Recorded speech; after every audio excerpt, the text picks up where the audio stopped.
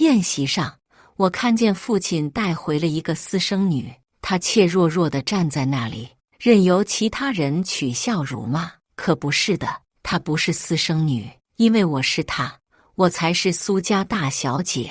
大家好，开始今天的分享之前，希望你能给人间烟火点个订阅，我将会分享更多优质的内容。苏家大宅里，一场风光宴席，众人谈笑风生。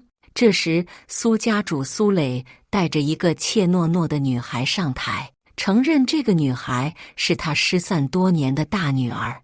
我飘在女孩上方，俯视着她，冷笑一声：“苏子怡，苏大小。”不，她现在是苏家二小姐了。正不屑地站在旁边，苏磊将那女孩推出来，还顺带公布了将要和沈家结亲。现在沈家就那瘸腿三少爷是未许婚事的，这言外之意人尽皆知。女孩只是静静地站在角落里，无人搭理，说是认祖归宗，不过也是个工具。苏子怡嚣张跋扈地带着几人过来，一如既往地欺辱女孩。几人夹着她出去，来到后院，整个路程静悄悄的。可就算有人看到女孩被劫持，也没有出声阻拦，这更加大了苏子怡的嚣张。俯视着越发嚣张的苏子怡，满嘴脏话，活脱脱一个市井流痞，越骂越脏，甚至他带来的人也是如此。我愤然，活刮他一耳光才好。啪！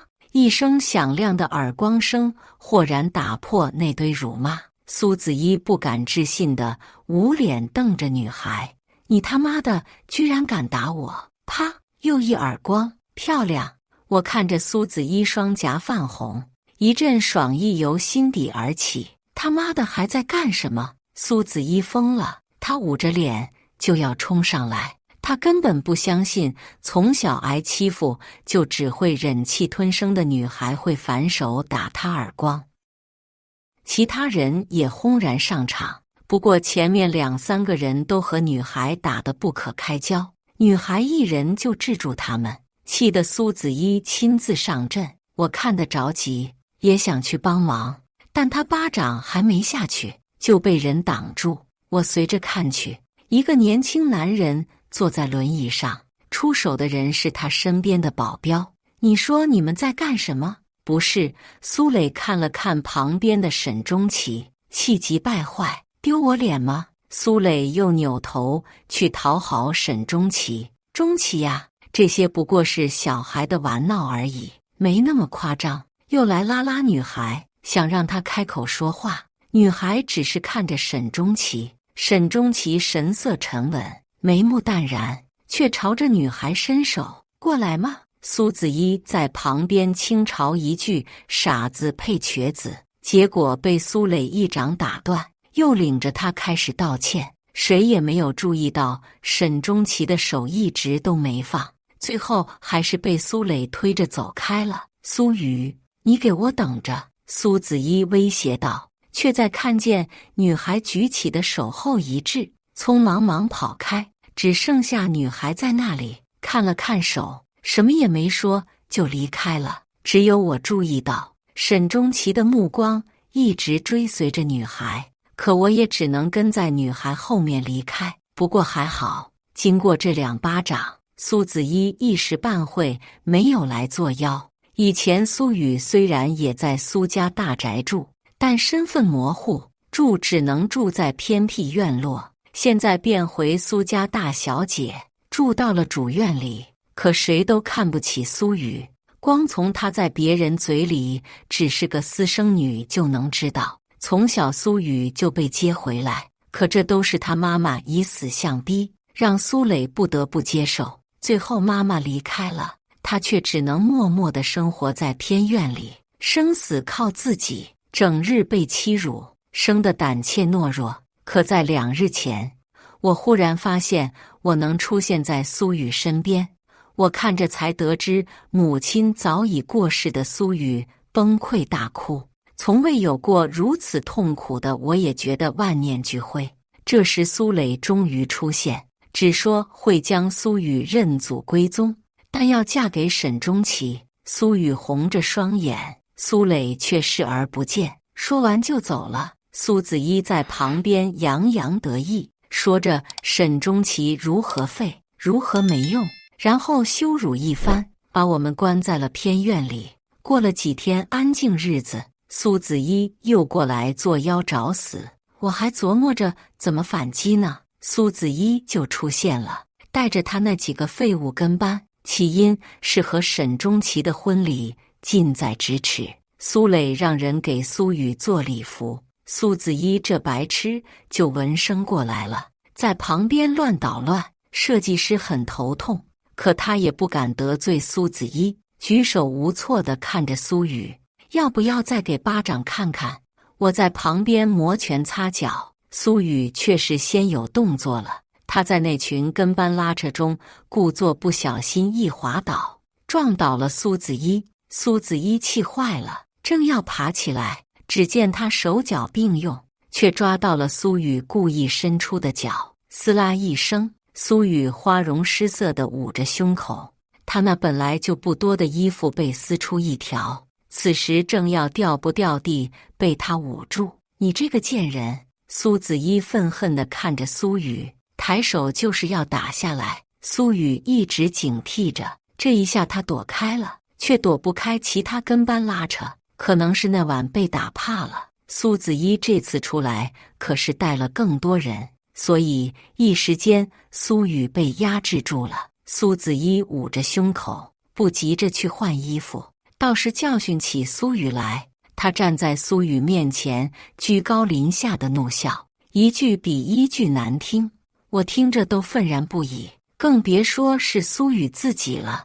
我发疯了一样去打苏子一，骂他，却动不了。下一刻，我就看到了苏雨死命的要挣开束缚，跟我一样不要命的冲向苏子一。不出意外，苏雨被压得死死的，这加大了苏子一的嚣张气焰，他嘴里更脏了，抬手就要打苏雨。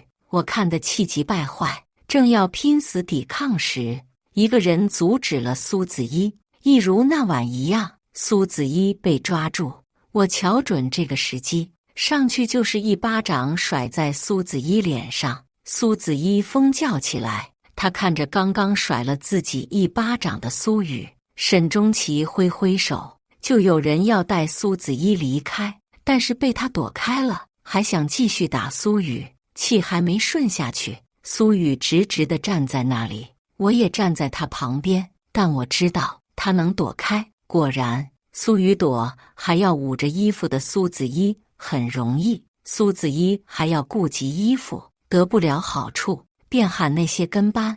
可是沈中奇的保镖挡住他们，没两下就被那凶神恶煞的保镖吓跑了。苏子一看着跑得比谁都快的跟班，气死了，抬头恶狠狠地看着苏雨。苏雨举了一下手，苏子一就没骨气地被吓到。他最后看了一眼苏雨，咬紧牙关，扭头跑了。沈中奇被推到苏雨前面，我看着他温柔地伸手摸向苏雨，在沈中奇的手抚上苏雨面上那一刻，真实而温柔的触摸瞬间拉扯住我，将我强硬粗暴地拉进苏雨身体里。一阵头晕目眩的空白过后，我看见沈中奇坐着轮椅停在我面前，模糊中我看到了沈中奇温柔地笑着。他问：还好吗？温柔、亲切、真诚、担忧。还好。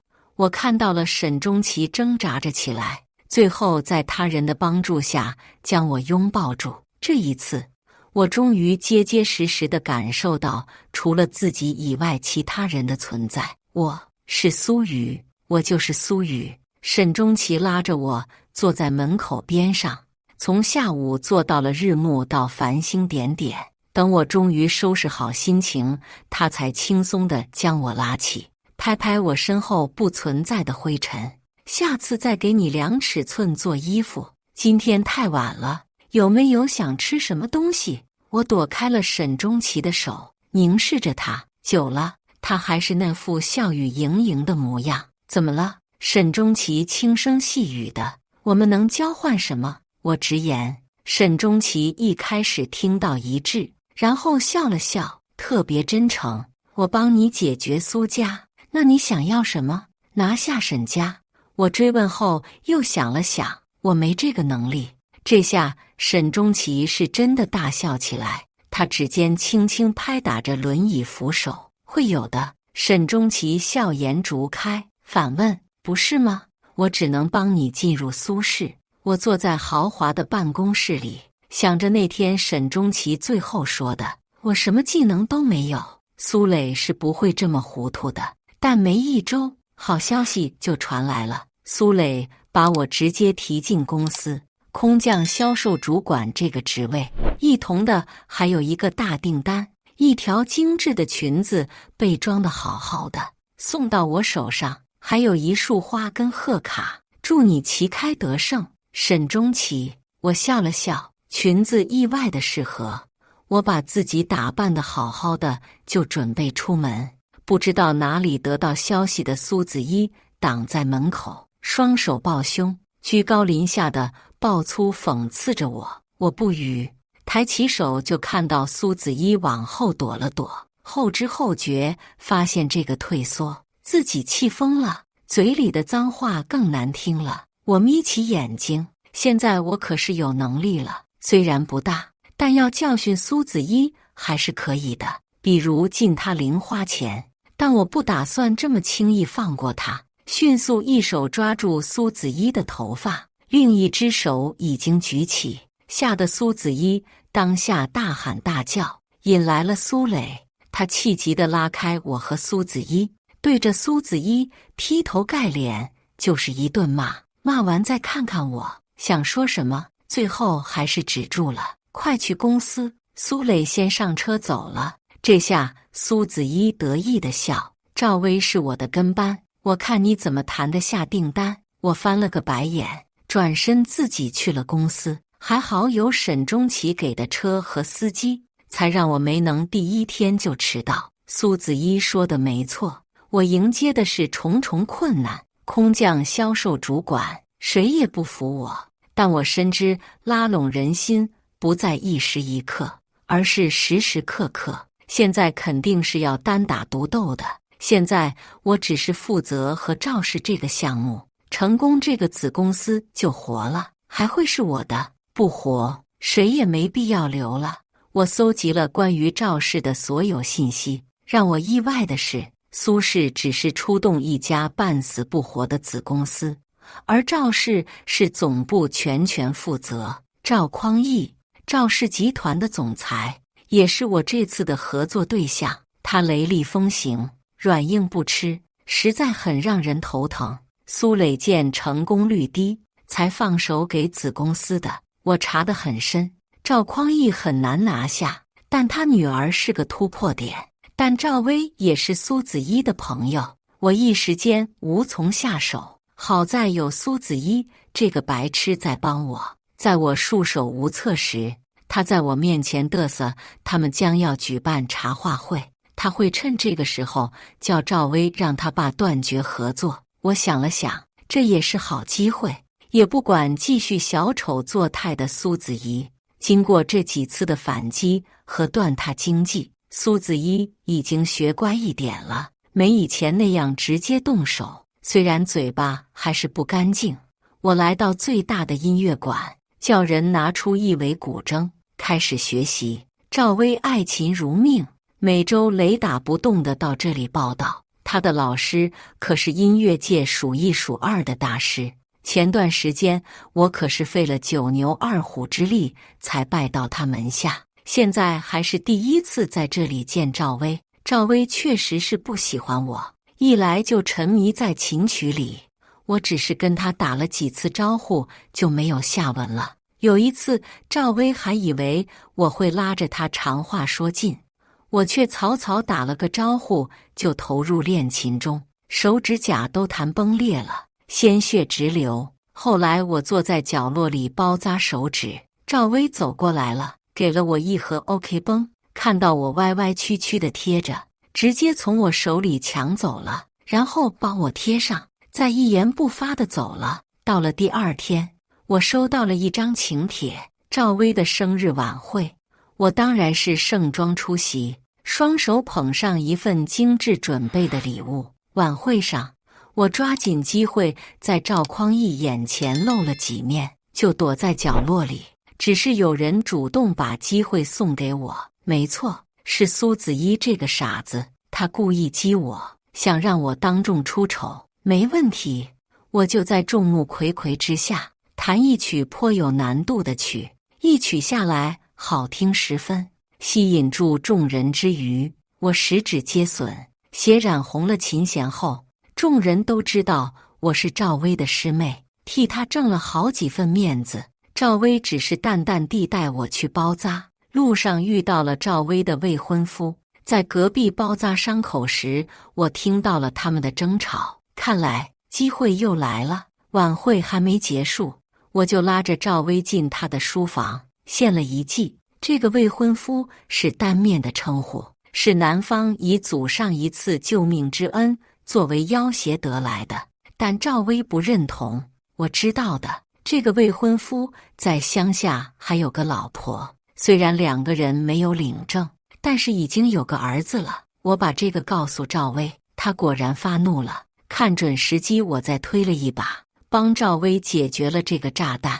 我和赵薇在书房很久，久到晚会都结束了，苏子怡没能见成赵薇，只看到我面色晦暗地走出来，认定了我拉拢失败，在我旁边一路讽刺嘲笑，说得她越来越激动，丝毫没有一个千金小姐的姿态。我都懒得理会，疲惫地上车离开。临上车前，听到苏子怡最后一句，声音很大，很多人都听见了。她说：“你这个贱人，就算当众谈到手段又怎么样？”赵薇不还是听我？你完了，跪下来向我求饶，说不定我还会怜悯一下你。我向来不爱打嘴仗，所以我直接上车走了。第二天，赵氏派人过来谈项目，与之跟着来的还有苏子怡。赵氏的人面色凝重，把诸多问题都提出来，众人都以为这个项目不会成功。苏子怡也在落井下石，笃定了我会失败，在那里不断嘲讽，真没脑子，这个场合合作黄了，他这副嘴脸也会被苏磊骂。对于预料之中的挑剔，我拿出另一份合同，把那些人看得面色越发凝重，实在拿不了主意，拨通了视频电话。赵匡胤出现在那端时，苏子怡简直要上天了。他嗤笑着我不知好歹，非要去触眉头。因为昨晚的生日晚会上那个未婚夫的闹场，搞得赵匡胤父女都发怒了，所以苏子怡等着看我失败。结果是赵匡胤看完文件后，在传真过去的那份合同签字了，能让子公司死而复生的千万订单成功签下了。不可能，这不可能！你到底做了什么？苏子怡疯叫起来。要不是他还是这个分公司的挂名经理，我早踢他出去了。而赵匡胤也很不高兴地挂断了视频。我让人拿着合作去做最后的完善。苏子怡发了疯似的摔着东西，嘴里在骂着脏话，我听得实在是聒噪，直接让人把他修理一顿拖出去。苏子怡自然不愿意走，但这个项目谈下了，我有了更多话语权。而赵匡胤的不满让苏磊也知道，他亲自撤销了苏子怡的职称，把子公司的执行权给了我，将还在发疯的苏子怡禁足了。我终于能清静一下，祝贺你成功。沈钟奇朝着我举杯，他得知我拿下子公司后，就约我出来为我庆祝，这里面还有你不少的帮忙，这是我的谢礼。我双手献上一个礼盒，沈钟奇打开看，颇为满意的摸摸里面的绿宝石袖扣。可惜我现在只能拿出这样的礼物，我有些遗憾，是沈钟奇带着我第一次这么反击回去的，更大的礼物还在后面，我先多谢你了。沈钟奇笑呵呵地看着我，我知道他的言外之意，沈家和苏轼就是最好的谢礼。沈钟琪放下礼盒，说要带我去一个地方。我没想到他带我来的是一个私人工作室，里面都是各色的服装，琳琅满目的，什么都有。我有些意外，订婚宴会还要很久呢。现在只是两家口头上定了下来，谁都在等着对方先走一步棋，不一定是礼服。沈钟琪边说边推我进去，一个晚上都泡在这里。沈钟琪饶有趣味地替我搭选衣服，好不高兴，可我却是有些看不懂了。直到车停在苏家大宅外，我才问出一直缠绕在心上的问题：你为什么要这么帮我？沈钟琪侧头注视着我，良久才一笑：沈家苏家我都要，但苏子一太没用了，其余都是小孩子。我笑了起来，这么开门见山，我喜欢。至于苏家，我并不感兴趣，他想要就要吧，能帮我除掉苏家那堆恶心的玩意我已经可以了，之后过个平平淡淡的日子也还不错。明天和意外哪个会先来，谁也说不定。不过对我来说是个好机会。子公司出问题了，出了大问题。因为在本市来说，子公司的产业还是垄断的，所以一出问题反响很大，更别提是言论立场这些事。随着群众的发觉，子公司越来越多问题，这些全都是苏子一还在掌管公司出的问题。但我知道，这背后远不是苏子一这个废柴能做得到的。一时间人心颠反，很快就牵连到了总部，公关做得不够及时，所以现在我站在苏磊的办公室挨骂。苏磊发了好大一通火，将文件摔得一地，股票已经跌得很低，苏氏集团迎来了最低谷，合作方纷纷撤出，资金缺乏。苏磊怒火中烧中抬头看到我，顿了一下，随后朝我招手。苏磊把主意打到沈家。沈家近几年虽然衰败不少，但瘦死的骆驼比马大，至少比现在的苏氏要好很多，不然他也不会认回我，就为了跟沈家攀亲戚。这一点我知道，也在我的计划中。表面上我唯唯诺诺，顺从苏磊的话，要提前结婚。于是我约了沈钟琪出来，在苏磊的眼中详谈了一场，最后也不了了之。沈家要苏氏的股份作为陪嫁。我把这件事告诉苏磊时，苏磊又摔了一地的文件，急喘气地站在那里，面色煞白，捂着胸口。我看着苏磊白了脸，气得心脏病复发，进了医院。苏子一母女守在病床前哭了3天。这期间，我只是默默地守着，看着苏磊整日沉默不语。苏磊在衡量得失，我在等结果。出院后，苏磊把我叫到床前，他还是那么虚弱，可眉眼间尽是算计之色。苏磊沉默了很久，终于咬咬牙，神色满是不舍。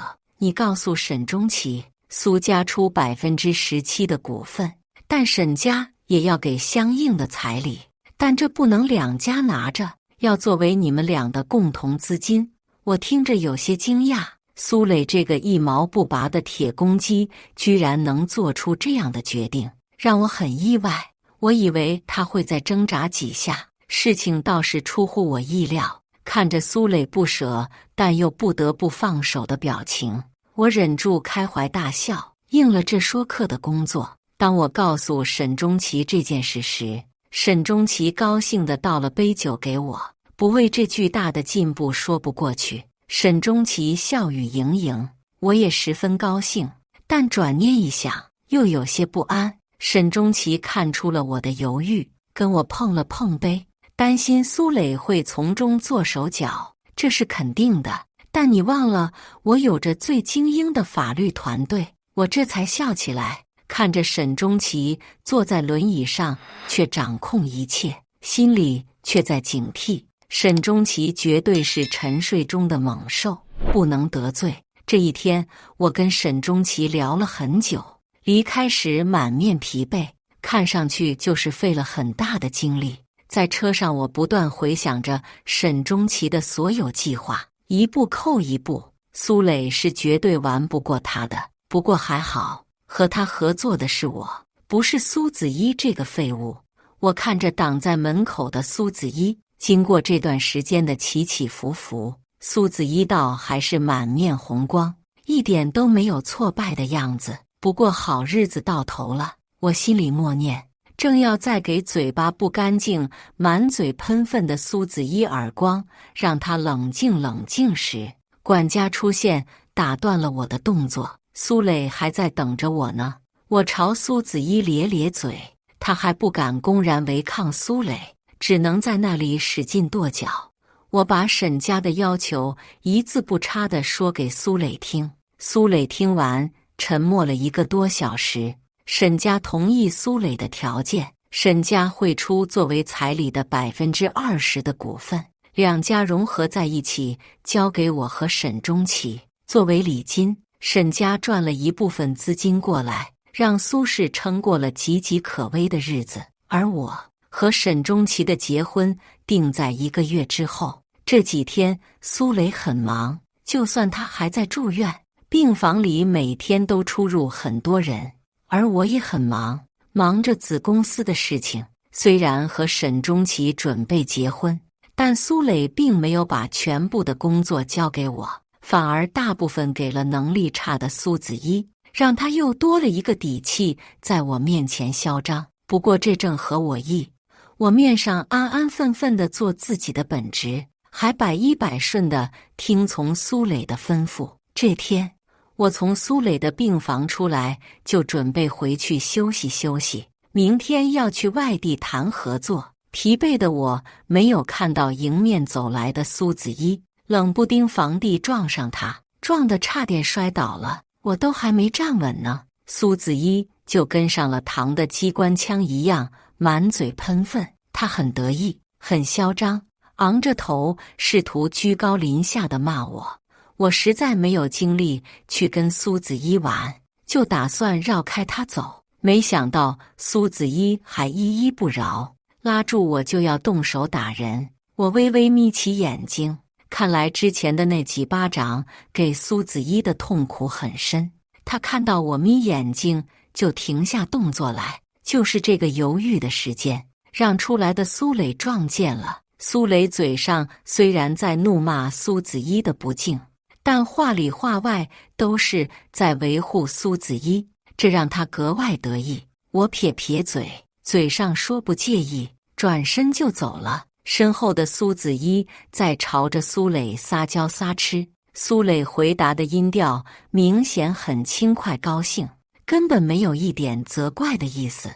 我心里早已经没有波澜，面无表情地走出医院，头都不回一下。是时候了，距离我的婚礼还有7天时间，而苏磊也在3天后出院。这期间，我要去外地谈一个项目，足以让子公司脱离总部的项目，所以我将全部精力都放在上面，费了9牛2虎之力，才成功谈下来。我在酒店休息，恢复精力时，看到了电视上苏家举办的活动，苏磊当众宣布苏子怡正式接任苏氏集团总裁一职。电视里的苏子怡一身精致装扮，面上是掩不住的高兴和得意。不等苏子怡发表完她的感想，我就关了电视，躺在沙发上看着干净的天花板。突然就想起了妈妈，可我早已经不记得妈妈的样子了。我自有意识来就在苏家，每次看着苏子怡都能在苏磊怀里撒娇，我就很羡慕嫉妒。但越长越大，我明白了，苏磊从来都不曾想承认过我的存在。我对他来说可有可无，根本比不上苏子怡一点，所以他把整个苏家都给了苏子怡。那我就要你亲手葬送苏子怡整个人生。电话响了，是沈钟琪打来的。他说计划开始了。我挂断电话，缩在沙发上一整晚，直到第二天的第一缕阳光洒在我身上时才起来，然后细心地收拾好自己，开始回家。苏子一当上苏氏集团总裁的第一天，苏氏总部就爆出了财务风波，检察院上门来了，苏磊还在家里休息。得知这个消息时，苏子一已经被检察院的人带走了。与此同时，跟沈家签下的合同被发现是阴阳合同，面上签的虽然是我的名字，但是归属权是苏磊。沈家庞然大怒，一气之下把苏氏告上了法庭。本就还在恢复元气的苏氏又面临大难，气得苏磊刚出医院又住进去了。我刚回到本市，就被叫去苏磊的病床前，他戴着氧气罩，可还是在担心苏氏。我低着头沉默不语。苏磊一声比一声急切，甚至大喘气起来。见我不说话，苏磊情绪更加激动，仪器发出刺耳的信号，引来医生和护士。我看着苏磊被抢救回来，苏子一的母亲跪在病床前哭诉着，看见我时恨得咬牙切齿，却不敢在苏磊面前公然发作。苏雨，我走到病床前，看着苏磊，他让李雪先出去。李雪盯着我看了一会，不情不愿地出去了。苏磊让我想办法把苏子一摘出来，救回苏氏。我哪来那么大的本事呢？我笑了一下。苏磊随着我的话一致，颤着手指指着我：沈家却不会发现合同的问题。苏磊急喘气着：是你。我摆摆手，一脸无奈：沈家又怎么会听我的？你好歹毒的心思，早知如此，当初我就不该听那个贱女人的话，把你留下来。我本来还算平静的，但是一听到这句话，我瞬间怒火中烧，冲上去使劲掐住苏磊的脖子，一再加大力度，直到苏磊窒息地翻起白眼，我才缓过劲来，松开手，像丢垃圾一样丢开苏磊，慢慢地平静下来。好不容易缓过来的苏磊恨意满满地看着我，可他也没有力气再多做些什么。财务、阴阳合同，每一条都能让苏氏玩完，更别提还在监狱里的苏子一。光是一天的时间，苏子一在里面就被关的状态颓靡。虽然我没有去看过他，但不乏知情者来告诉我，苏磊被气得半死，抢救过来就做了个艰难的决定，保住苏氏，把所有问题都推到苏子一身上。这一天我去看了苏子一，他不可置信，疯子一样的拒绝相信他亲爱的父亲会像弃子一样丢弃自己。跟我一同来的还有几份股份转让书，但苏子一拒绝签字。我不强求，顶多费点钱和精力收购回来，但现在百孔千疮的苏氏，我也没兴趣。沈家把苏氏告上法庭，两家在极限拉扯中，我悄无声息地替换了好几份合同，没有让苏磊发觉，还提供了有力的证据。沈家成功地扳倒了苏氏，但因为法律团队都是沈钟奇的人的原因，他趁机夺权了同样元气大伤的沈家所有东西的归属权。在我和沈钟奇结婚的当天，尘埃落定。沈钟奇虽然不怎么出面，但他在整个过程中都出演了至关重要的角色，从中得到了苏家和沈家。我坐在梳妆台前面，看着苏家彻底被沈钟奇收购的信息，抬头望向走进来的沈钟奇。你？我震惊地看着沈钟奇，他完好地站在我面前。你能站起来？7天前我已经痊愈。沈钟奇笑着说。我一愣，和沈钟奇第一次见面就是在3个月前，我被苏磊认回的那一天。果然是城府深沉。我有些警惕地躲开沈钟奇伸来的手，他一愣，随后温柔地笑起来。别怕，我是真的喜欢你，想和你结婚的。